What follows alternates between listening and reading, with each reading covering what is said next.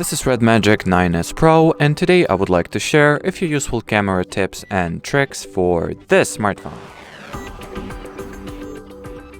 So in the beginning, let's explore what available camera modes this phone has to offer.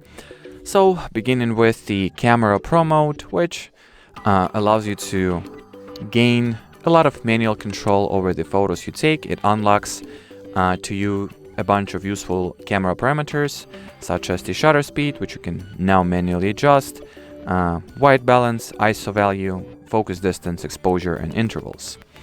Then you can also select those or lock those things here. Let me get rid of this dot, or at least move it to somewhere I will not touch it. And well, just overall,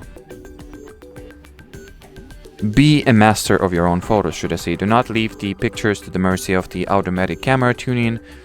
So if you would like to get some specific result out of the pictures you create, or you simply are not satisfied with how the regular photo mode treats your photos automatically, the Pro mode is definitely a way to go for you, as you can see. Now if we will scroll to the camera family, we'll also see a bunch of custom or additional camera modes from Nubia. So for example, the Star Trail, Star Sky, those modes are probably designed to take photos or time lapses perhaps of night sky. Here you have also the slow motion, the time lapse, the macro, document, ID photo, panorama, some effect, factory, whatever that is, clone, and multi-exposure. So if you are bored with the regular video modes or photo modes, you can find a bunch of interesting and unusual ones right over here, as well as the documents and ID photo modes. It is not limited to video modes, of course. Now, once in the photo mode, you can also open those options here and, for example, change the aspect ratio, set a timer, get help enable the composition assistant and get help, enable the camera grid, and or gradient tier. Now we'll go into, or actually before I go into the camera settings, another neat trick you might have missed is that once you tap anywhere at the screen, as you can see, this little focus appears, but also the sun icon, which allows you to conveniently adjust the exposure, so make your shot dimmer, or brighter, as you please. Now let's go into the camera settings.